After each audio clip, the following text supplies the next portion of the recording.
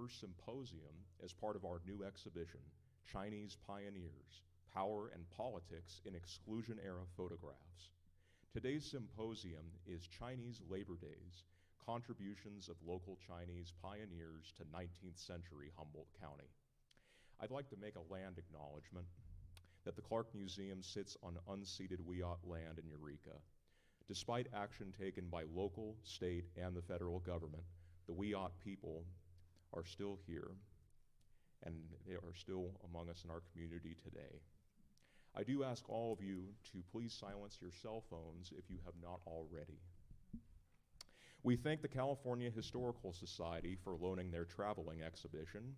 We also thank our respective partners, including the Clarke Historical Museum staff and volunteers, Humboldt Asians and Pacific Islanders in Solidarity, also known as HAPI, the Humboldt County Historical Society, and the Humboldt County Library for making this exhibition possible at the local level. This exhibit and the associated events are also made possible with support from California Humanities, a nonprofit partner of the National Endowment for the Humanities. During the run of Chinese Pioneers, artifacts connected with Chinese communities in Humboldt and Trinity counties will be on display here at the Clarke from tonight through December 29th. The exhibit features items from the collections of the Clarke Museum, the Humboldt County Historical Society, and the Trinity County Historical Society.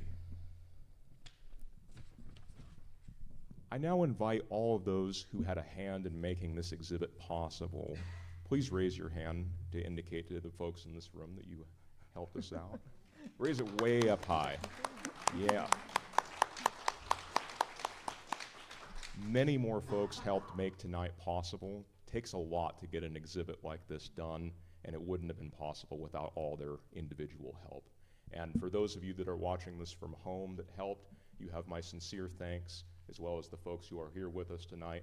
You are all marvelous. Thank you very much for your support. Please enjoy the new exhibitions after the panel has concluded. We do invite you to register for our forthcoming second symposium on Friday, October 4th, that will be here at the Clarke Museum. This symposium will feature 19th century Chinese pioneers of Humboldt's neighboring counties, with panelists Daryl Forsland and Jack Frost, who will present on Trinity County, Lorraine He Chorley, who will present on Mendocino County, Dr. Chinn, who will present on Del Norte and neighboring counties, and Jessica Chu, who will focus on Red Bluff and Tehama County. But wait, there's more. At the Humboldt County Library on Wednesday, September 25th at 5, there will be a film screening titled Two Pioneering Chinese American Stars from the Golden Age of Hollywood. Two classic detective films, Phantom of Chinatown, which debuted in 1940, starring Ki Luke, and Daughter of Shanghai, which premiered in 1937, starring Anna May Wong, will be screened at the Humboldt County Library at 5. Following the screenings, there will be a discussion on how vintage films like these reflect and shape perceptions of Chinese Americans in the 1930s and 40s. Both events are free to attend, just like this one, but seating is limited. So be sure to register for these events soon. I now invite Jasmine Brown, our Neelis Hall Registrar Curator, to share some information about the exhibits that she has masterfully curated here in this wing of the museum, Neelis Hall. Good evening or good afternoon, everyone. Thank you for joining us. As Josh said, my name is Jasmine Brown, and I'm the Curator Registrar for Neelis Hall, which is where we're at right now. Tonight we're opening two new exhibits in Neelis Hall, the first being Traditional Trade and Exchange, which explores a wide variety of resources and goods that were traded throughout the region, as well as the various uses of those materials. That display is behind the screen right now, but after the panel you'll be able to see it. And then in the case along the wall over here is our Brian Tripp exhibit, which highlights the life and artistic work of Brian Tripp. Brian was a Karuk artist, activist, and poet who created an immense body of work over his lifetime. The Clarke Historical Museum is honored to be the home for his mural, The Sun Set Twice on the People That Day, which is installed on the outside of Neelis Hall. I would like to thank the Trinidad Museum, Jason Lawrence, Gina Lawrence, and Larry Swingseth for loaning us some of their Brian Tripp collections, as well as Monica at Art Center Frame Shop for framing some of those pieces for us for the show. I am now going to recite a poem written by Brian that he would say at the opening of events. It's also in the display case for the exhibit. Please say a prayer for the home ground, the rivers, the rocks, the mountains, the ocean, the trees. Please say a prayer for the people, the animals, the fish, the birds, and the bees. They're going to need them. Yotwa, Yotwa, Yotwa. Thank you. Thank you, Jasmine. I'd now like to invite up Dr. Sue Lee, former professor of biology at Humboldt State University, member of HAPI, and project coordinator for this exhibition, to share some words about seeing this exhibit come to light. Thanks, Josh, for inviting me to share some thoughts. First, I want to welcome all of our guests here today and our panelists to today's not only symposium, but also for the California Pioneers exhibit. Can you hear me okay? Okay. That's my husband Archie who's telling me that. Anyway, this entire project could not have happened without the outstanding committee that I've had the privilege to work with and the pleasure to work with. And through their dedication, their dedicated commitment, their hard labors of love, and their wonderful ideas, their creative ideas, that all came together so that they so that we could have, for example, the content of the displays over here next. I'm sorry, the content of the displays over there next door. You know, there was a lot of thought put into the development of the film screening that's going to happen on September the 25th. There was a lot of thought put into the ideas and the panelists for the symposium. And also a lot of thought put into the grant writing for the funding for this project. And finally, of course, Josh, you should have put your hand up before. You know, all the details that are involved in the installation of the Chinese Pioneers exhibit and more. I mean, you know, it's just innumerous. Anyway, for all of this, I am deeply, deeply grateful, and I want to, you know, express my appreciation. These people have just done outstanding work, and I want to acknowledge them in person. So there's Dr. Alex Service. She currently is the curator of the Fortuna Depot Museum and has been you have been the president of the Historical Society, haven't you? Humboldt County Historical Society. Also, Amy Uecki over there. Yeah, she's a member of HAPI and chair of the Eureka Chinatown Monument. And there is Josh over here. You know who he is, right? He's already introduced himself, curator here and director of the museum, Clarke Historical Museum. And then Pat Bitton, and where is she? I thought I saw her. Yeah, there she is. And she's the vice president, isn't she, of the Clarke Museum Board? And Susan Doniger, where are you? Where are you, Susan? To your left there. Oh, there she is. And she's a member of the Humboldt Historical Society.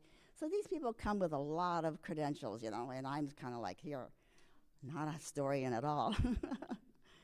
But so I really am privileged to be working with these people. I'm learning a lot. And I also want to extend my gratitude and appreciation to Lele. Where is she? But I think she might be out there. Yeah, okay. Leilania Dubois. She's the marketing and events coordinator for the Clarke Museum. So I would like to just say, let's give them a big hand, okay?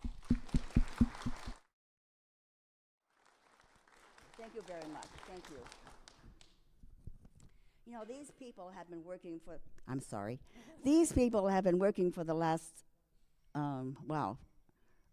past year, let's see now, for a year and 8 months, actually, to be accurate.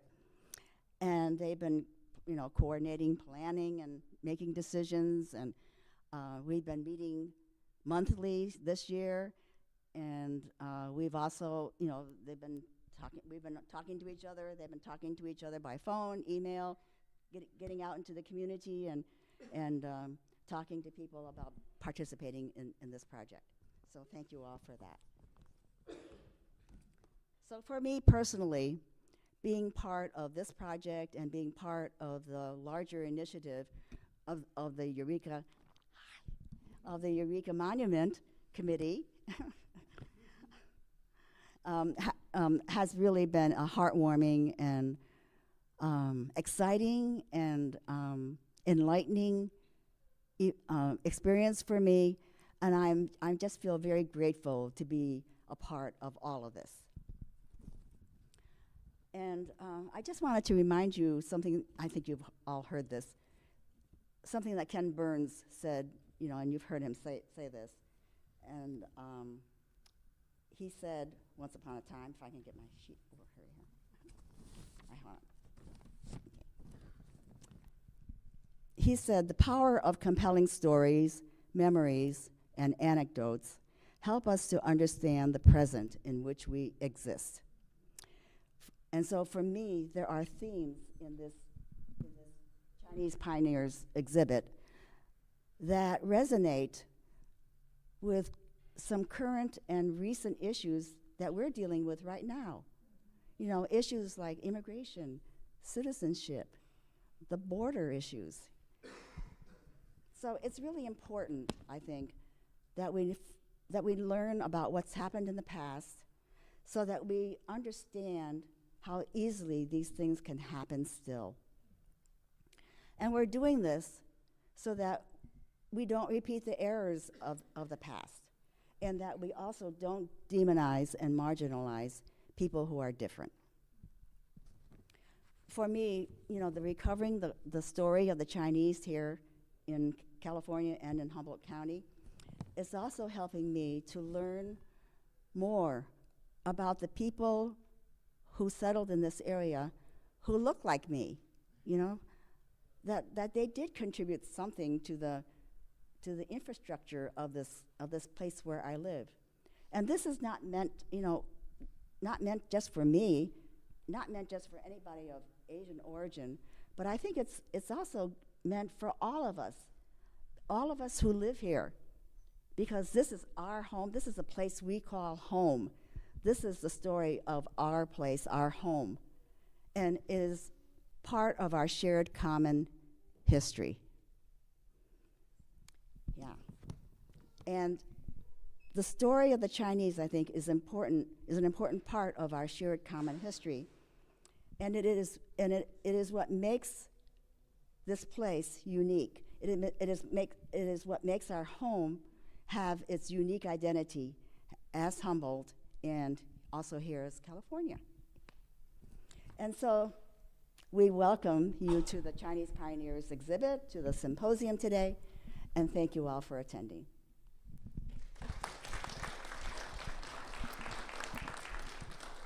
Thank you very much, Sue. Let's give Sue one last big round of applause for everything that she's done.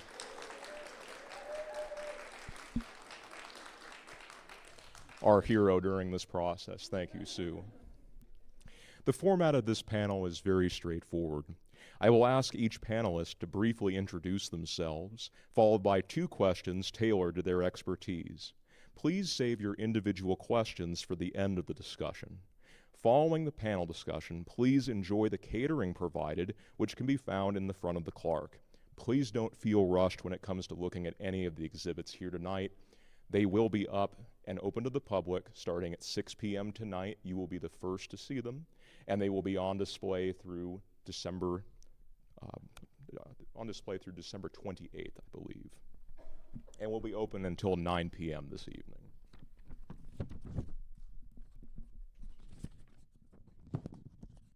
Without further ado, let's meet our panel. First up is Katie Buesch.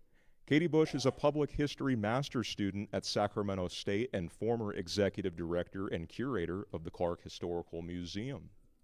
Next up is Daryl Chinn, resident of Humboldt County since 1975 and poetry teacher since 1983. Next is Dr. Alex Service.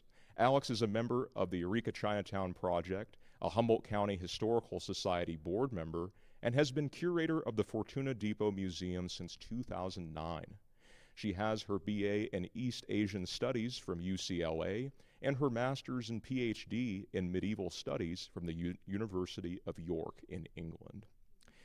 And we've also got Yolanda Latham, who possesses an MBA and works with the Moon Creek Corporation Administrative, and she works with the Moon Creek Corporation Administrative as a volunteer, and she is with the Eureka Chinatown Project as a contributor and ally. Let's give them all a big round of applause for being here with us. With that said, Katie, could you tell us a little bit about yourself? So hi everyone. Can everyone hear me okay? Okay. Let's see. I mean, that was a pretty good introduction. I guess how I got started with this whole Eureka Chinatown event is when I was working here in 2019, there's a clay pot that's actually on display out there. It's in a glass case next to two other clay pots. That was brought into the museum by a donor who said it had been in their family for a really long time, and they thought it belonged at the museum. And I was like, oh, it's a cool old clay pot, but what's the story? And he said, well, you know, my relative way back when got it out of Chinatown after the expulsion. And I was like, the expulsion? Well, A, there was an expulsion, and B, there's a Chinatown? What? Tell me more, you know? And so from there, you know, started doing more research into the expulsion and what had happened in the 1880s, and eventually put together an exhibit right at the beginning of 2020. So yeah, and from there, you know, lots of people came together and started making, you know, this whole Eureka Chinatown project. So, you know, it's been a large team effort, and it's been so great to see everything take off as it has. But yeah, so today, am I keeping on screen? Okay. So today, what I'll be sharing is a couple of things about the timeline for the types of jobs that Chinese immigrants held in Humboldt County, and then we'll kind of look at where those workplaces are located, and kind of take a closer look at some of those specific sites. So on the screen here, which might be a little washed out, is there a way we can like dim the lights maybe? So let's see. So this is called a story map. It's a very cool tool to help tell this story visually. You might notice in some sections there's not a whole lot of pictures. It's something we're still working on, but also there's not a lot of images of Chinatown. So anyway, so we'll go ahead and get started, and we'll come back to this particular picture. But this is, if you were to stand on 101 going south looking up the street, this is what you would see off to the left side back in the 1880s, including Tung Sing washing and ironing. You can see a scaffolding up in the upper, let's see, left corner. That is the scaffolding that would be used to dry laundry. And we'll talk a little bit more about that down the way. So, whoops, I gotta scroll back up. We'll sneak peek real quick. Okay, here we go. So let's see. So when we look at Chinese immigration to California, like many other immigrants that came to California, the gold rush was a big deal, to say the least. So some of the earliest gold rush miners, the Chinese immigrants, came out to the Trinity and the Klamath rivers, and they would also frequently work digging sites that were abandoned previously by white miners who said that there wasn't enough gold coming out of the ground. But the Chinese miners would come in, they'd continue working the sites, and although it was less, the continuous work on the sites would yield a good amount over time. But then we have the foreign miners tax, which came into impact, supposedly all just foreign miners in general, but it more specifically impacted Chinese miners. And that tax was for non-U.S. citizens. So Chinese immigrants at the time were not allowed to become citizens. And so they were charged $20 a month, which doesn't sound like a lot nowadays, but that would be a couple $100s now in modern day dollars, adjusting for inflation.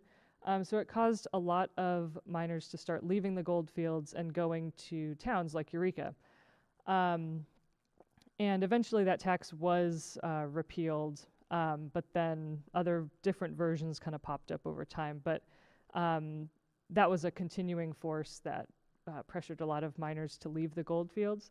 There's also increasing violence against the Chinese miners as well, although there have been some instances where the law would side with Chinese miners. So it did happen.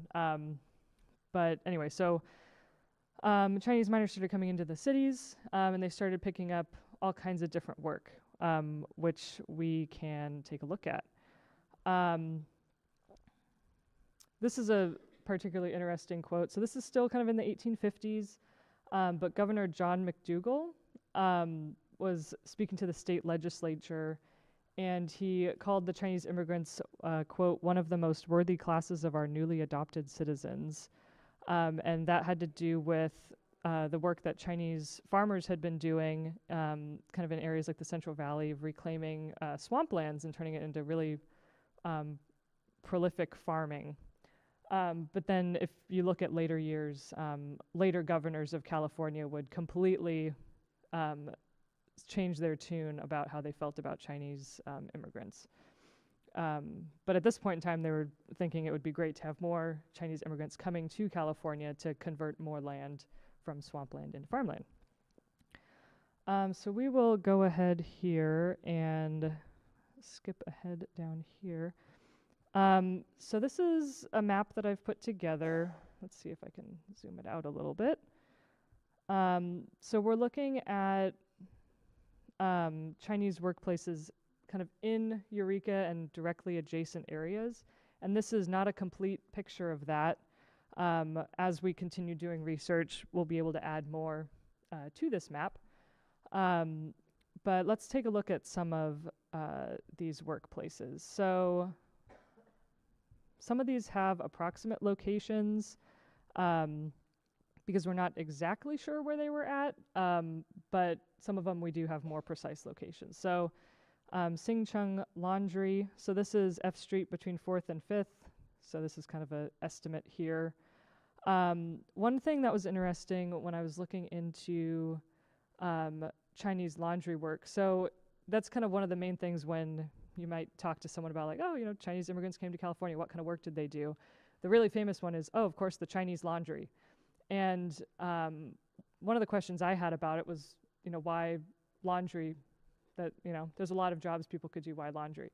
So, of course, laundry at the time was a very time-intensive and, you know, difficult job, not something you really wanted to do all the time. But additionally, one of the things that caused Chinese laundries to really take off in terms of numbers is certain, like if you were wealthy enough to have someone else do your laundry early in the day, there was actually a export business in laundry. So what people would do is they would package up their laundry, they'd drop it off, and it would get shipped to Hawaii or China.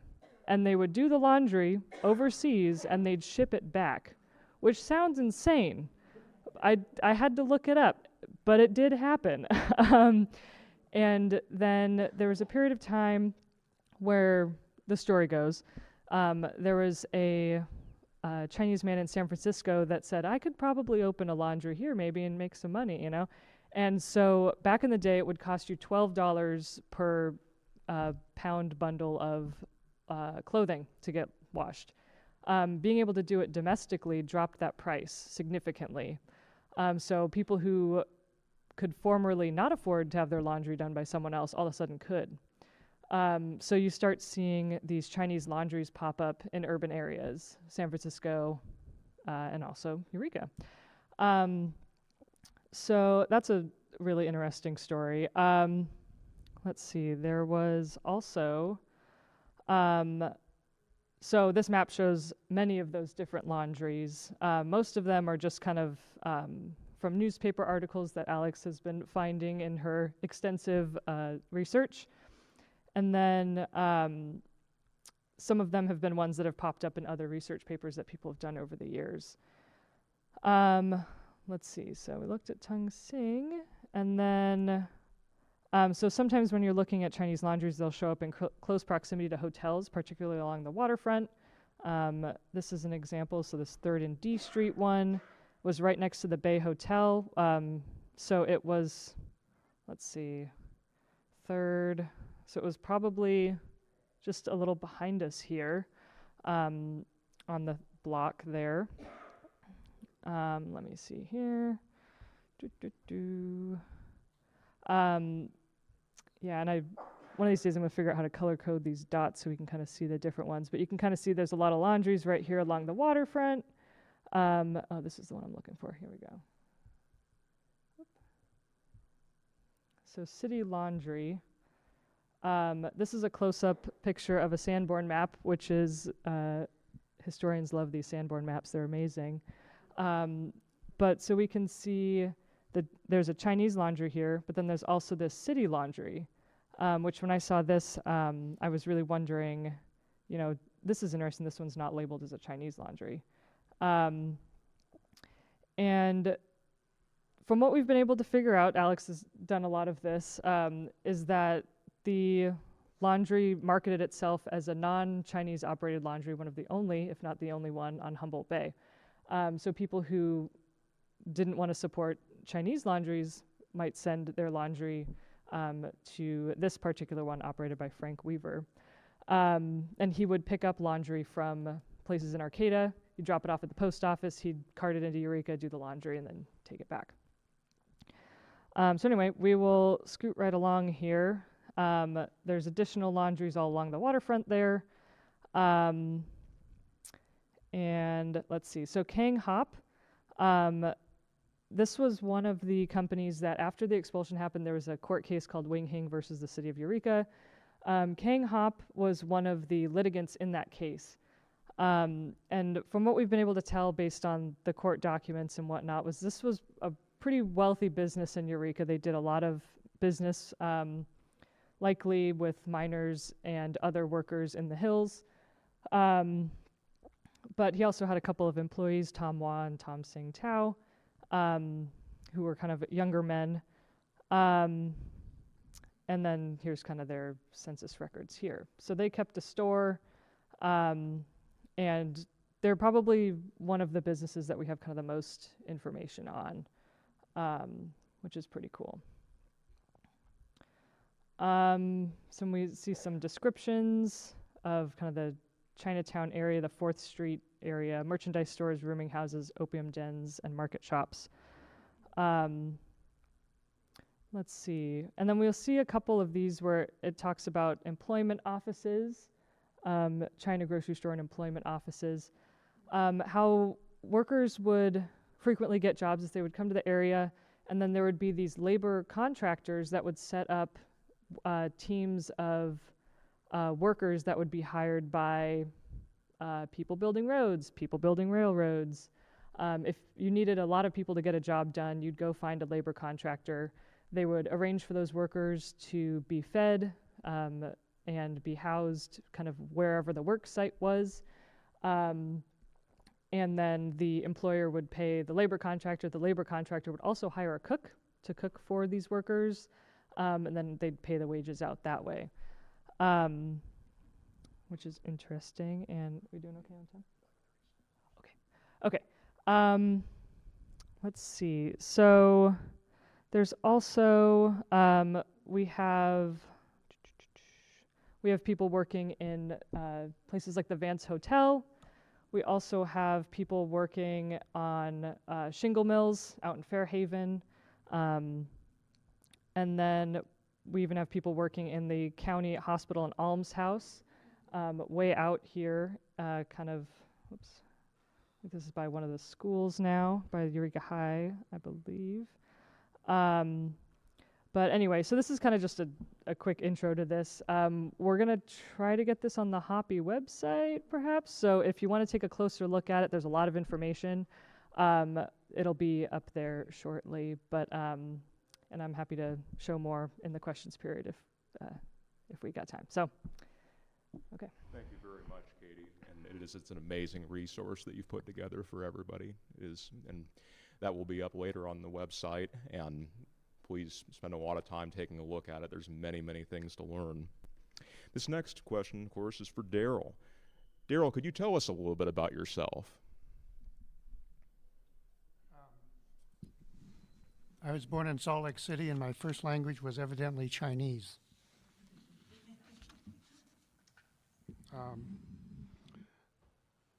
We moved to the San Francisco Bay Area in about 1950, and my father said one day, a neighbor said to him, "Isn't it nice that our sons get along?" And my dad said, "Well, my son doesn't speak English." And the friend said, "Yes, he does." So my father discovered that I could speak English. So I have an interesting history with speaking Chinese, because when my younger of two sisters was born in '54, my parents said, "You may only speak Chinese to her." And about the same time, my mother started driving us to Chinese school in Oakland, which is about 20 miles away. And she did this for 6 years straight, after school, public school, 5 days a week, 6 years straight. So you can imagine the dedication. And also, it was 2 hours, so I've always wondered what my mother did during those 2 hours. Okay. And then when we graduated from Chinese school, she said, "It's my turn to go to school." And she went back to college, which her mother and her parents had denied her, because they said she had to support the family of 11 siblings during the beginning of the Second World War. So when our daughter was born in 1983, I realized that my wife does not speak Chinese, and so there was only one way that she was going to learn, because she was born in Baltimore. So that's what I did, was I spoke Chinese from the day she was born. Some kids, when I tell them this, they say, "How do you do that?" And you do it with great difficulty. After a while, it gets easier. But for anybody who's bilingual here or trilingual, you basically say, if your daughter walks in the room, you say, "You need to do morokoya." You just turn around and speak Chinese to them, and then you turn around and say, "Okay, kids, we're going to do this." It's as straightforward as that. And Phyllis, my wife, has learned to translate UN style from listening to me talk Chinese to her. So even though she says she's tone deaf, she's been able to do that. I started teaching poetry in the schools around 1986, 87, and I taught in 7 different states in English. Occasionally I've written a poem in Spanish, and I'll read you a poem today in English, but I've worked on putting it into Chinglish. So it won't have the word "okay" in it, but it will have the old Chinese dialect that I think that people in Chinatown, Eureka spoke in 1885. Thank you, Daryl. Can you explain the discovery process for establishing context for our local Chinese pioneer history? Can you share one of the most exciting pieces that has come forward on the subject recently? Well, I was at the Historical Society yesterday looking through the folders. There are 4 folders. Everybody seems to know about Charlie Moon, but his relatives, when Chisa Hughes was working on a video called Many Moons, when Chisa Hughes interviewed people, a number of people looked at the picture of Charlie Moon and said, no, that's not Charlie. Okay, so that raises another question, and that is, well, who is that, and who was Charlie?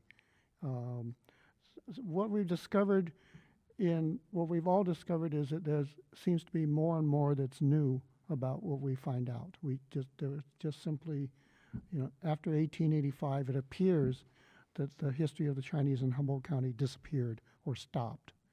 But that's true and it's not true, okay?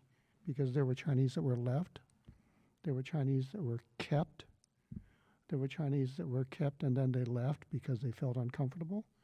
I'm not related to Ben Chinn, okay? I'm not related to Betty Chinn, okay?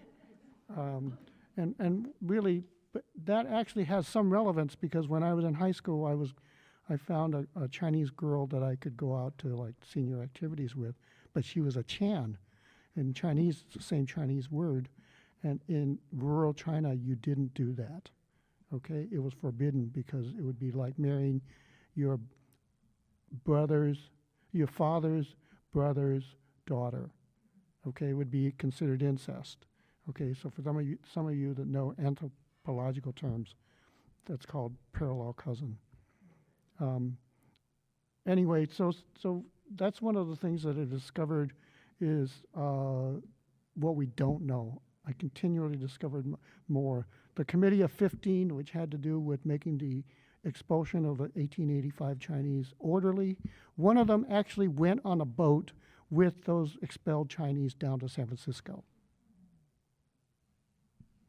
Why? To make sure they got off the boat? I don't know, I just found that out yesterday, okay? So that's to answer Josh's question, that's what I'm finding out is I keep finding out stuff, okay? So if you start looking, you're gonna keep finding. Can you expand on, you mentioned the Committee of 15, for those of those here that don't know what that is, could you tell us a little bit about that?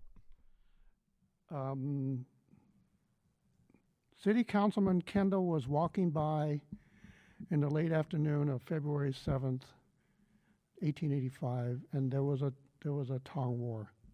It's like a gang fight, okay? That's what a Tong is. It's a gang, okay? And there were shots, and Kendall was killed.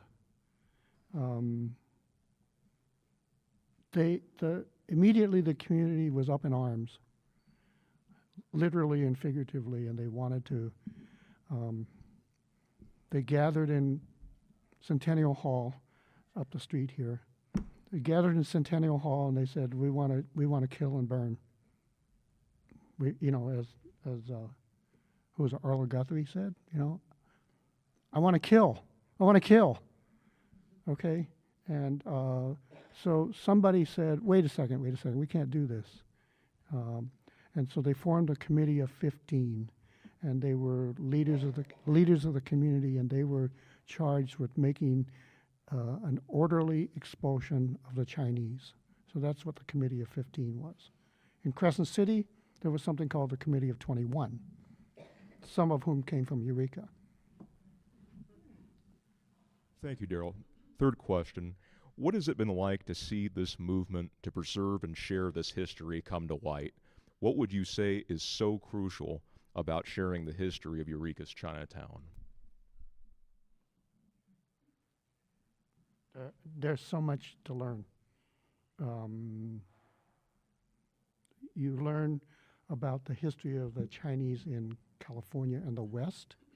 At one point, there was as many as 25 to 50% of the workforce on the West Coast was Chinese men. Okay. We already know that a Chinese man invented the Bing cherry or the Valencia orange. Okay. When I was I didn't learn this in high school. I learned that the Chinese built the dikes, they built the vineyards, they built the wineries, they built the road between Bryceland and Shelter Cove, they built the road out to Petrolia. You know, you just keep learning and learning, and then supposedly it stops after 1885, but it doesn't stop. It keeps going, right? So much that I want to say, I thought about this yesterday. I thought, we got to get off Charlie Moon. There's more than Charlie Moon. Okay. Thank you very much. Next is Dr. Alex Service. Could you tell us a little bit about yourself? Yes, definitely. And I want to thank everybody for bearing with me for still wearing the mask. I just got over a bout of COVID, so decided for everybody's comfort level, I'll keep the mask on. Could we get the lights turned up again for almost blind people reading their notes and so forth? So a little bit about myself and how I got involved with all of this. It was really through Sue Lee and the Chinese Pioneers exhibit that I became involved with the Eureka Chinatown project. In January of 2023, Sue called me up as a member of the Historical Society board and asked if the Humboldt County Historical Society would be interested in partnering with the Clarke and the ECP in bringing this exhibit to Chinese Pioneers to Humboldt County. And we said we were definitely interested, and we started talking about the possibilities. And in that process, I was talking with Sue about the work of the Eureka Chinatown project, and was talking about how excited I was to see that it had come into being, and asked if perhaps there was a way I could be involved with that as well. And so I was graciously permitted to join the Eureka Chinatown Monument Planning Committee, and have just really loved and treasured being involved with this wonderful group of people and working on making this part of Humboldt County's history visible and sort of reintegrated back into the story of Humboldt County. So yeah, I guess I'll turn it back over to Josh. Thank you, Alex. First question. Are there specific individuals from the period who offer insight into Chinese residents' labor and business contributions? And is there evidence to be gained from examining business advertisements from the time? Definitely. And when Katie was sharing her story map and scrolling through the locations of various businesses, one of them that you saw there was Charlie Mock's China grocery store. And if you go out when you're looking at the exhibits and look at the community case near the front of the building, ECP or HAPI as well, has done this case on the upcoming Chinatown monument that's in the planning process now. And as part of that exhibit, they have reproductions of some of the ads that appeared in the Humboldt County newspapers during the 1880s for Chinese businesses. And one of them is this ad for Charlie Mock's China Grocery Store and Employment Office, which is up there, E Street between 4th and 5th. It says, we'll furnish cooks, railroad laborers, and laborers of all kinds. Also mentions that the store sells all kinds of rice, sugar, coffee, and other groceries. One of the really interesting things to me about the fact that there are so many of these ads for Chinese businesses in the Humboldt Times and Humboldt Times Telephone in the 1880s, there's probably 15 or so different businesses advertised.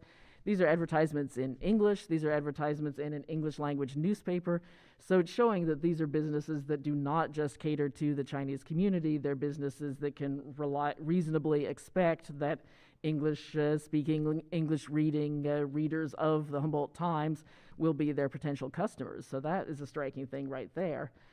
Now, one of the things that's mentioned in Charlie Mock's ad is that he will furnish railroad laborers, and there's another notice that appeared in the Humboldt Times on January 20th of 1883, which says, "Notice to railroad men, any parties in want of Chinese laborers to work on railroads or other work can be accommodated by calling on the undersigned. I have been engaged in working Chinamen for Fernald and Yoakum on the Arcata Railroad, and for the Messrs. Hooper at Trinidad. I refer to these gentlemen for my responsibility. Inquire at the house of Sing Lee, Eureka, G. Todd." So again, we're seeing that there are Chinese people working in the construction of multiple different railroads in Humboldt County. And we can get glimpses of this from these ads. And the House of Sing Lee in Eureka, there are also ads for Sing Lee's laundry, I believe, in Eureka, Chinatown. So that's where people were supposed to go to find this particular Chinese contractor and get him to hire men for them for working on their railroads. And then recently, over the last couple of months, Josh and I have been trying to determine a bit more about the different railroads of Humboldt County, which were largely built by Chinese labor in the 1880s. And it turns out there really are quite a number of them. We found a reference, January 23rd, 1884. The Humboldt Times Telephone mentions that several hundred Chinese are working on the construction of the Elk River Railroad, so the railroad that serviced Falk. May 2nd, 1885, the Times Telephone had an article about the slackness of industry at the time and compared how badly the economy was doing then to what it had been doing a year before. And they said a year ago this month, so that would be in May of 1884, the California Redwood Company employed over 300 white workers and nearly 100 Chinamen employed in the freshwater section alone. And this article said that about 100 Chinamen were employed in ballasting old roads and building new ones and making extensions and sidings. We also know that Chinese workers were involved in building the Pacific Lumber Company's railroad, and the piece of specific information we've gotten about that is a tragic piece of information. It was a September 6, 1884 Times Telephone article on the death of a worker who was building the Pacific Lumber Company's railroad. And that article said, Thursday afternoon on the line of road being built on the river by the Pacific Lumber Company, a Chinaman was killed by an explosion, or rather by one of the blasts. His name was Lim Feng, and he was 24 years old. And that ties in with something that I've been finding recently, is that it looks like the Lim family, or the Lim clan, was one that was very present in Eureka, because a number of the names in the Wing Hing versus the City of Eureka lawsuit are Lim names. You find other mentions in newspaper articles and in court records and various other documents. So that's something that hopefully we'll be following up in the future, and maybe being able to track down more information through possibly connections with the Lim Family Association and so forth. Thank you. Do you want to mention, after the expulsion, what the publicity about Chinese labor was?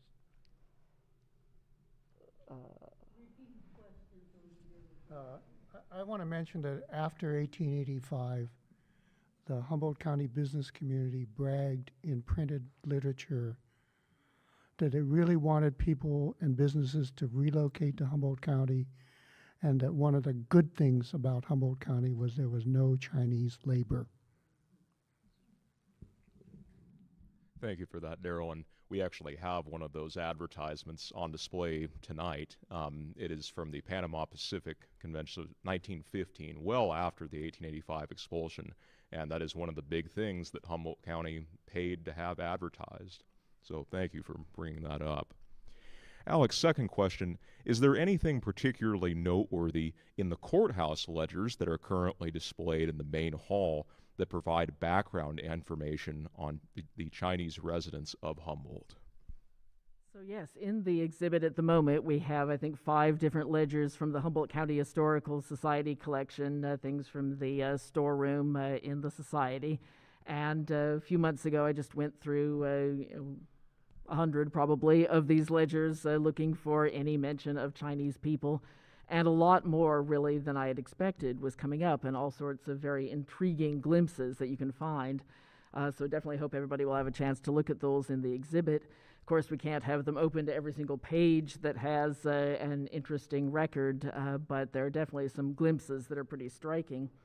One thing that we don't actually have, I believe, the ledgers open to out there, but it's the glimpse of a story that is intriguing to me and that hopefully we'll be able to track more down about, is that in April of 1884, 3 different men who apparently were Chinese labor contractors were brought into court for refusing to give the names of the men who worked for them to the road overseer for the collection of road tax. Apparently, there had been an ordinance that had just been passed in, I think, February of 1884, and it was coming into effect in sometime in March of 1884, that let's see, I found a newspaper article about it. It was basically that every man living in Humboldt County between the ages of 21 and 55 was supposed to give a certain number of hours of work on road construction in Humboldt County, or if he didn't do that, he was supposed to pay $3 as road tax. And so this came into effect in March, and it's in April of the same year that these 3 different labor contractors are being brought to trial for refusing to give the names of their workers to the road tax overseers. And I haven't actually found anything in the California newspapers at the time talking about resistance to road tax or about organized Chinese resistance to road tax. But it seems that there is something like that going on, since we have these 3 different contractors doing this. And one thing that I had suspected is that a lot of workers, it seems, would travel from place to place in California as jobs came up. And so you might have these people living in several different counties throughout the year. Each county had its own road tax, so probably there's a lot of resistance to the idea of, look, I just paid road tax in Sonoma County, damned if I'm going to be paying it in Humboldt County as well. And so this could be part of what's causing this resistance. So in these records, we've actually got the information about these trials, and Charlie Mock is one of the people, same Charlie Mock who we saw his ad. He's here as Charlie Muck, I think, in this particular record, but on April 7th of 1884, he was in court for, again, refusing to give the names of the men under his employ. And he was found guilty, and he was committed to county jail for sentence, and then the sentence was said that he either was going to have to spend 10 days in jail, or he was going to have to pay a fine of $111. And he paid the fine and was discharged. So these are some of the glimpses, some of the fascinating glimpses that we're getting of some of these people. Not only Charlie Mock, but also Sing Yek, who's somebody whose name that you'll see coming up a lot in the exhibits. It was actually outside his store that the fatal shot was fired that led to the death of Councilman Kendall. Sing Yek was also one of the around 17 Chinese men who were arrested on the night of Councilman Kendall's death, arrested as suspects because the shooting took place right outside his store. And he appears in a lot of different county records, including these ones about refusing to give the names for road tax. He was another contractor who was brought up on these same charges. Oddly enough, though, the case against him was eventually dismissed because, and it doesn't give the details, but it says in the court records that he was found to be the wrong person. So I don't know if they actually brought somebody else into court who was not Sing Yek, and so he got released because it was the wrong guy, or whether it turned out, no, it wasn't Sing Yek the contractor, it was somebody else the contractor. So that's just left as one of the mysteries that we have in trying to piece together these people's stories. So yes, those are the things I wanted to share. Thank you, Alex. Yolanda, could you tell us a little bit about yourself, please? Yes. Hello? Can you guys hear me? Hi, I'm Yolanda Latham. I'm Bessie Moon's great-granddaughter. Bessie Moon was my great-grandmother, and she was the daughter of the Charlie Moon that was here in Humboldt County. He was an employee of Thomas Bear. He was considered one of the last Chinese people to stay in Humboldt County or be allowed to because he lived so far up into the Redwood Valley area, Redwood Creek area. Tom Bear was goes synonymous with Charlie Moon because of the stories and the political connections that he had to Humboldt County at the time, being one of the largest pack train mule people in the area to bring supplies in and out of Indian country all the way out to the coast in Arcata. The current property that I help volunteer overseeing for conservation and cultural burning and restoration is the original land that Minnie Tom was from. Minnie Tom was the daughter of Mary Tom and Dr. Tom out of the Redwood Creek area. They were considered some of the last Cholula. There's northern Cholula, central Cholula, Wilcutt, and then southern Wilcutt. That region there is considered the Redwood Creek watershed. Our Our allotments are still up there. We still go there, we gather, we have graves there, we have sacred spaces there. Charlie Moon was the legend in Humboldt County. Did I choose that? No, I did not, Daryl. I know most people in this area know Charlie Moon as the famous Chinese person that had been able to remain, but I can tell you that his story is one that goes hand in hand with genocide. It goes hand in hand with erasure, violence. It goes along with labor, almost like slavery in a way. We like to romanticize history and make it seem like it was this wonderful, thing that had happened. But for my people that come out of Redwood Creek and the Hupa and Karuk and those people in their areas, colonization wasn't good for us at all. Immigration has never been something we've associated with something good for our families, for the land, for the water, for anything in the area. We are very aware of that. We fight in different ways. I think it's easy to fight with violence. It's easy to fight with discrimination, oppression, microaggressions.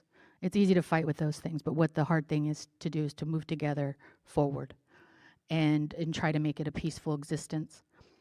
I became keenly aware of who Charlie Moon was my whole life growing up, because I did get raised partially in Fortuna, Eureka, and then eventually moved to the Hoopa Valley Indian Reservation where I currently live on the land that my great-great-great-grandfather lived on from when they originally created the Hoopa Valley Indian Reservation, and I live right near the river.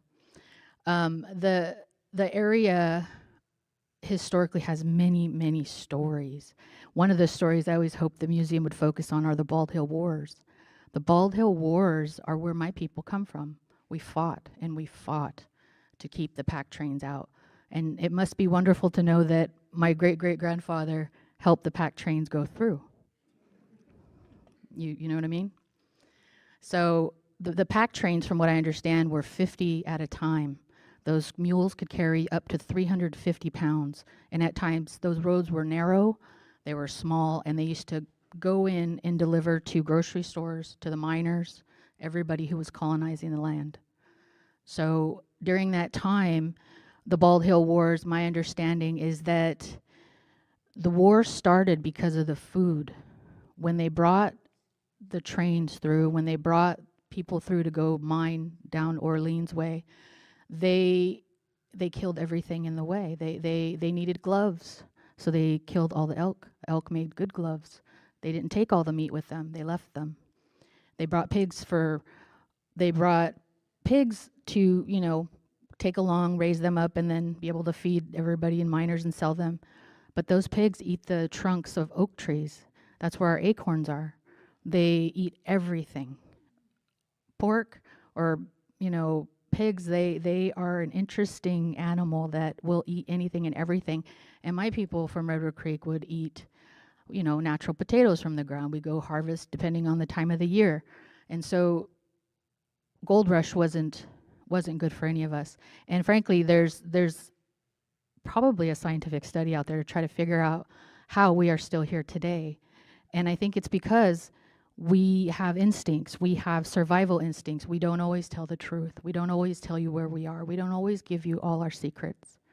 So sometimes it seems confusing. So that's the mystery. That's the magic. We say there's stories for us, and then there's stories for other people. And that's how we preserve ourselves. It's how we save ourselves. And we stick to it. And there's always discussions in our home that are like, are you going to tell them the real story? It's like, well, we'll tell them a story. And everybody loves a good native story, once upon a time. But I can tell you today, we're doing okay. We could be doing better. The world is in a tough place. There's so much work to do as humans and come together in unity, which some days I think that's just a dream. There's so much going on in the world between the economics of the world, water war, our fish and crab are dying. And I can see the tensions building in our area here in Humboldt County because of the economics. Our economics here are struggling. And I think we all want jobs. We all want something to work, but it's at what cost? The opportunity cost is always, it's always something. Somebody has to give up something. And those are discussions for I always say, the big power people. But there has to be a way forward. There has to be. And there's things that are going to happen in the climate, in the world, that we won't be able to explain. That's just how it is. I do believe in science, by the way. But I've learned over time that when I speak about my Moon family, I speak of it with love. My Grandpa Charlie with love and respect. Minnie Tom with respect. And anybody I work with. And the reason I am part of the Eureka Chinatown project is because I was reading an article. I think it was the New York Times and San Francisco Chronicle, and they were talking about how elders in San Francisco were being attacked. And it was during COVID because of the COVID-19, and they were saying, no, they're bringing that disease here, they're bringing that virus here, which is things I've heard before, And I was like, but what did they do? So I go in a deep dive and start reading this article, and they, just somebody walking down the street, they get bludgeoned to death. That is not okay. But what's more surprising is those things happen on Indian reservations all the time for no real reason. So I thought that can't be right, So when this came up, I don't know what I was doing. I was reading the minutes of I think it was the city of Eureka, and they said, oh, Eureka Chinatown project. I thought, this is a time to say, hey, you know what? We got to band together. We have to make things work in a way that's peaceful and a way forward, and to bring up Grandpa Charlie. Everybody loves Grandpa Charlie.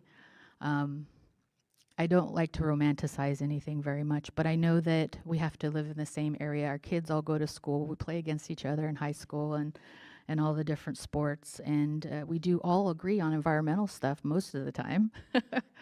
But history's a tough one, especially being American Indian.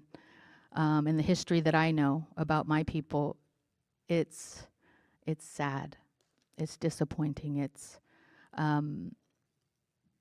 there's when I think about it, I wonder, what are we going to do to change going forward? What can we do? Because I'm looking in this room and I always think, where are our youth? Where are our youth? Those are the ones we got to get their minds in and say, don't let this happen again. Don't, how do we create this into curriculum and say, this should never happen, ever, So that's what I think about. So that's who I am. I'm Yolanda Latham. My grandmother's Bessie Moon, the daughter of Charlie Moon. And I live on the Hoopa Valley Indian Reservation near the Trinity River. And I consider the Eureka Chinatown Project my friends and my allies and distant family. And like families, we do disagree sometimes, but that's okay. We learn from it and we move forward. Thank you. Let's see. What was your reaction to seeing the street in Eureka being renamed as Charlie Moon Way? My first thought was, how long is it going to be before someone tags it? Honestly, I mean, we Charlie Moon, I know who he is. I know what it means, but in our county, we have some deep-seated racism and discrimination, systematic oppression. And there's some real things happening at people's dinner tables that people don't want to be open and talk about. And as much as we say, yeah, we're all going to get along, there's still that group of folks out there that don't believe there should be a sign that has a native name on it or an immigrant name or any kind of name. There's too many of these kind of restaurants and not enough of these restaurants. And when it gets down to the economics of it, my thought was, I wonder how long that'll stay. And surprisingly, it stayed up quite a bit. It's been a few years now. But it gave me, it did give me initial pause, but I was really proud of it because it's saying, we were here. He was part of when the Chinese were experiencing the expulsion, he was one of them that they went after. And that he married Minnie Tom, who was the Redwood Creek Native American person that he married. But more importantly, when you think back to the gold rush, and then it's like a second genocide. You know, you go through the 1850 colonization, then in the late 1800s, 1880-ish, you know, that's another genocide. So now, not only do you look brown, native, now you look Chinese, now it's like, wow, okay. But then when you think about it, some of the history says that when groups of people are oppressed, they stick together, and they develop communities, and they develop new pathways, and they learn from each other. And one of the stories, I'll tell you guys this story. I don't know that I've told it, but a story is that my great-grandmother, Minnie Tom, she was in her house, and at the end of the workday, Grandpa Charlie would come home, and he'd make her dinner every night. He'd try to get home and make her dinner. And he'd leave the dinner by her door. He wouldn't take it in. And that's what happened. That was how they managed to communicate in a way. And sometimes when the food wasn't good, the food would fly out the door. So I think if you're married in the audience, you could understand when that might happen. But that's a story we kind of chuckle at because, you know, in our family, everybody kind of has different palates. And we're like, and I think a few plates have flown out the door from time to time. But it just shows you the resilience and the energy spent to express oneself with dissatisfaction, even if it is with food flying out the door. But that's a story we hold on to because it was the motion from her saying, you know, give me something better. I want, you know. But there's a lot of stories like that. And one of the things, you know, Daryl, there's somebody's going to have to research this, but Grandpa Charlie had a brother. And the story is Grandpa Charlie had a brother, and they were separated as children, and the one went to San Francisco. So there's a Grandpa Charlie brother, sibling out there. I haven't researched it. I don't know if the Historical Society has, but we've often wondered. They said that the story that I heard was that there were letters going back and forth, and that silk was sent from San Francisco north, and that our grandmother used to have silk and jars of different kind of herbs. He would send like tea to her, and they kept in contact. That's what I was allowed to know. Sometimes the stories we get don't get passed to us until somebody's ready to release them. So I was reading about that in the historical records yesterday. yeah. About they both came to America together. Yeah, it'd be interesting to see what kind of records are down in San Francisco. But I have an even funnier story.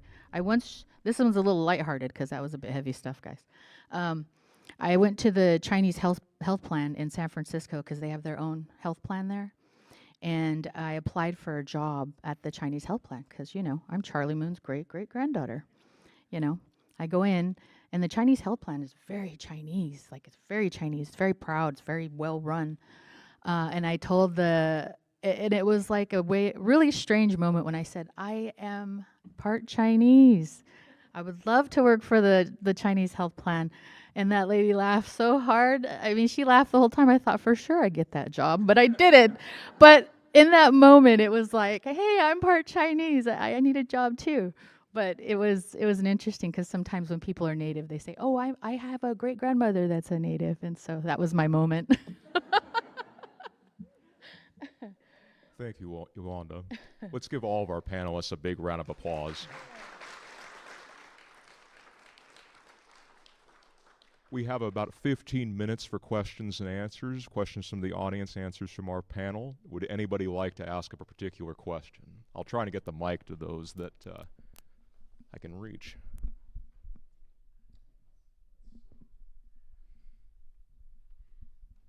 When you want to ask a question, if you can come up and use the mic. Okay. This is about something that I saw in what you had on the screen, Katie. The various enterprises. It seemed to me that one of them said something about intelligence, and I was very curious about that. Let me get to that really quick. So, whoops, not that one. Yeah, so I'll say a couple things about it, and I think Alex will probably have some more stuff to say about it too. But from what we can tell, the ad, which I'll find, it says Chinese Intelligence Office, and from what we can tell, what a Chinese Intelligence Office was it was a location where Chinese immigrants in the States could perhaps dictate letters or write letters and send them to China. So, send money to China, send maybe goods to China, send and receive. It was kind of like a international post office. But it also probably could have served as a spot for people to find jobs if they needed them, work with labor contractors. And if you want to say anything else, I'll look for it. Yeah, there's a book that's out in our suggested reading case that we've got out there called something like The Middle Kingdom Under the Big Sky, The Chinese in Montana. And one thing that it talks about a lot is this system where a lot of Chinese stores would have ties with stores back in Hong Kong or in Guangzhou, and they would work as a sort of equivalent of Wells Fargo or that sort of thing, in that, yes, if Chinese immigrants wanted to send money back to their family, rather than just trusting it to the postal system and having all these individual envelopes full of money going, they would pay a certain storekeeper here in California, and he would have ties with the store in Hong Kong or wherever, and so he would be sending money orders, and so then the family back home could pick up the money from the local store that had this connection. And that letters were also sent through businesses like this, so that instead of a letter having to find an individual immigrant at their home, it would be sent to this particular store, and then that's where the individual people would go to get their mail. So it seems that this sort of thing is probably what Chinese Intelligence Office is referring to. And the Chinese were not literate as we are today in America. They didn't. There wasn't a high literacy rate because the language is really difficult because you have to basically memorize it by sight if you want to learn to write it. There's no alphabet per se in Chinese at all. I think if I remember right, the Trinity County Historical Society might have at least a scanned copy of one of the letters that was received in Trinity County, and I think it was a guy saying, like, brother, send me some money. I got into some bad situations here. I need some help, Yeah, they do have that in the collection, Yeah. and it's a fascinating letter. They've gotten a couple of different translations of it, which have slightly different implications, but basically that this young man in Trinity County has gotten in trouble with a woman, and the woman is demanding money from him, and so he wants to get money from his older brother to be able to get out of this situation, and it was definitely sent to a particular store, and so yeah, it shows a specific example of this kind of process. Thank you all. And next question, if you want to come up to the front here if possible, just so folks at home can hear us too. Get as close as I can.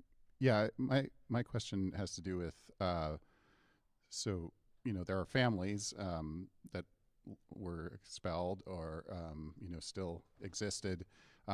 How much have you looked into, say, folks who went to San Francisco or back to China, or traced those families to see what kind of information and stories they might have?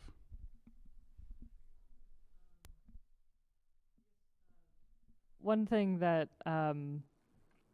happens when you start looking closely at records of Chinese individuals is, there's such a language barrier where if a census worker did go around and try to get people's names, they might spell them wrong. They transliterate them in 10 different ways. So it makes it really hard to trace people from place to place like you typically would with census records for, John Smith. So that's one challenge. Yeah. If you're asking about specific Chinese who were expelled from Eureka, what happened to them? There is scant records, if anything. They arrived in San Francisco on these 2 ships on a Sunday morning. The telegraphs were not working. Nobody knew they were coming, and they basically dispersed. Okay? If you're asking about other Chinese, I can tell you my grandfather came to the United States and he went back and he said, don't send your sons to America. Okay? But 3 of them came here, 4 of them came here, 3 of them died here. Okay? So, you know, there have been some newspaper research a couple of years after the expulsion.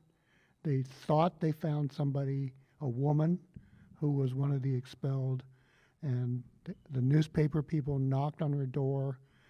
She answered a couple of questions, and then somebody said, probably in the background, don't talk to them anymore. Chinese don't trust the police, okay? That's basically what happened. They don't trust authorities. And that is part of the research that I'm doing. Is it is sort of a dream, you know, an ultimate goal of maybe someday we'll be able to make contact with somebody who's a descendant of someone who was expelled from Humboldt County and maybe learn some of their family stories. But so far it is, you know, a dream that has not been fulfilled because there are so many challenges in tracing people in all these different records. As Katie mentioned, people's names are written so many different ways. A lot of Chinese people in the United States in that time period would have gone by 5 or 6 different names that they used in different circumstances, and of course the names that people doing the English language record keeping would know them by, things like Chinaman Charlie. This doesn't help you. You can't find somebody by that name and find out who he is and what his background is. There are a few glimpses in newspaper articles, as Daryl mentioned, where we can follow maybe 6 or 7 people who were expelled from Humboldt County. We can follow them up until about 1892 or 1893, and then they just sort of glimmer away, and we can't trace them so far after that. There's an article from San Jose newspaper in I think 1892 or 3, in which there was actually a claim made that it is known who fired the shot that killed Councilman Kendall, because these 2 men who were up on an assault to murder with the intent to murder charge in San Jose were supposedly involved in the shooting here. And this information was passed on to the newspaper by a merchant, a Chinese merchant in San Jose, who said that he had been in Eureka at the time of the expulsion and that he knew it was common talk within the community that it was these 2 guys who were involved in the shooting. Unfortunately, this man does not give his name in the newspaper because he says, I'm a member of the C-Up company, and so are these 2 men, and it's not going to look good if I go on record as saying that they did this, so I'm not going to give my name in the paper, but you all know me, you know that I'm a respected businessman and I can be trusted, which is great that the reporter knew him, but I don't know him, and so that means that I haven't been able to follow him any further and find out who this particular man was. So it's a detective process, and maybe someday the detectives will get lucky, but we're still searching. For some of you that do genealogy, here, I'll give you an example. All right, my last name is spelled C-H-I-N-N, okay? In Chinese, it's a specific word. The word Chan, C-H-A-N, C-H-E-N, C-H-I-N, with the same it's pronounced Chinn, C-H-U-N. They're all the same Chinese word, usually. There are other Chinns with a different Chinese word for the surname. Some people, when you see the word W-A-N-G, we pronounce it in the United States, they say Wang. And not in my dialect, it's Wong, okay? And it's not necessarily the same word in Chinese. I'm talking surnames. Surnames are really important in Chinese. So anyway, so that's just one of the challenges that you face in trying to trace down anybody, much less somebody from Eureka. And I just want to mention that we just had someone graduate from high school named Charlie Moon. So I think that name's pretty popular. We've got like, generations of Charlie Moons within the 9 children that he had. So I know that the name Charlie Moon comes up quite a bit. I think it's going to continue to keep coming up. So I just want to mention that because he's 18, so he's going to, if he has a son, there's going to be another Charlie Moon there. Time for maybe 1 or 2 more questions. Hi, I have a question. At any particular time during this period, what would you say was the most number of Chinese people you've had living in this area? Mm-hmm. And also, what part of China would you say they were mostly from? What dialect do they speak? Was it Mandarin, Cantonese? I don't know. I mean, can you tell me a little bit more about that? And one other part to this is, can you also expand a little bit about the violence that was committed against the Chinese, and can you talk a little bit more about that, please? Thank you. The dialect that I speak is probably close to what the Chinese at the time of the expulsion speak. They were mostly from what we call the Toisan area. Some people call it Thuip in my dialect, which means 4 counties, roughly translated. I can still speak that dialect. In fact, Brianne Merja, who was instrumental in starting this Eureka Chinatown project, has an aunt and mother whom I can talk to. They live in Detroit and the Bronx. Okay, excuse me, I'm sorry, Newark, New Jersey. So when they come to visit or when I go visit them, we can talk. That's where most of the Chinese came from who immigrated up to about 1965. After that, the immigration laws changed, and that changed everything. And do they speak mostly Cantonese or Mandarin? No, neither. Okay. Some people say, oh, they speak Cantonese. No, it's not Cantonese. It's actually, Cantonese is called Guangdonghua, okay, which means Guangdong province, okay. But, and that's, you could say people from Canton speak that. That's Cantonese for Cantonese, but the people who speak Toisan or Thuip come from an area southwest of Hong Kong in what's called the Pearl River Delta. In terms of how many Chinese people were in Humboldt County in the 19th century, it's sort of the high point of a Chinese population here. We certainly don't know for certain because of these large numbers of workers who would come in for various projects and then presumably go to other counties. So numbers like those hundreds of people working on railroad construction that were mentioned in the newspaper articles, that we don't know. But in terms of traceable records, as of the 1880 census, there were, I think at that point, only about 240 Chinese people living in the entire county. It must have increased pretty strikingly by 1885 because the number who were actually expelled from Eureka, you get different accounts of it, but according to a newspaper article reporting on the arrival of the 2 ships in San Francisco, 310 Chinese people were on these 2 ships. And those are just the Chinese people from Eureka. There were Chinese people in a lot of other communities in Humboldt County, most of whom actually stayed in the county up until 1886, when at the 1-year anniversary of the expulsion from Eureka, there was a meeting held here in Eureka to celebrate that anniversary and talk about how are we going to carry on the legacy. And leaders of this meeting said, let's encourage all the other communities in Humboldt County to do the same as we did. And so they sent representatives to the different communities, and there were anti-Chinese meetings held in the different communities. And so throughout 1886, largely through economic boycotts, more and more of the Chinese residents of the county were convinced strongly to depart. And it seems that only in September of 1886, that was when the Chinese people of Ronerville left, and they seem to have possibly been the last ones who left during this period of expulsions.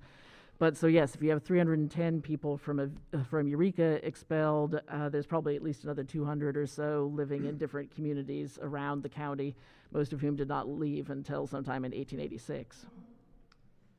We don't have tales of the Chinese being criminal elements, except as, you know, just like any other people, so they're not mentioned as being criminals. I did run into an instance of a Chinese girl in the 50s, maybe 1850s, who was maybe 7 or 8, who was bullied by a boy, a non-Chinese boy, and she punched him. And the teacher, being a teacher, said that she made the boy apologize for bullying her, and she was not thrown out of school or expelled or otherwise disciplined from this account that I read. I'm afraid that's all the time that we have. I do encourage you to provide your additional questions to each of our panelists, and to please enjoy the exhibits. We also have food and drink available up front. We will open the doors to the public here at 6 p.m. Let's give each and every one of our panelists a big round of applause.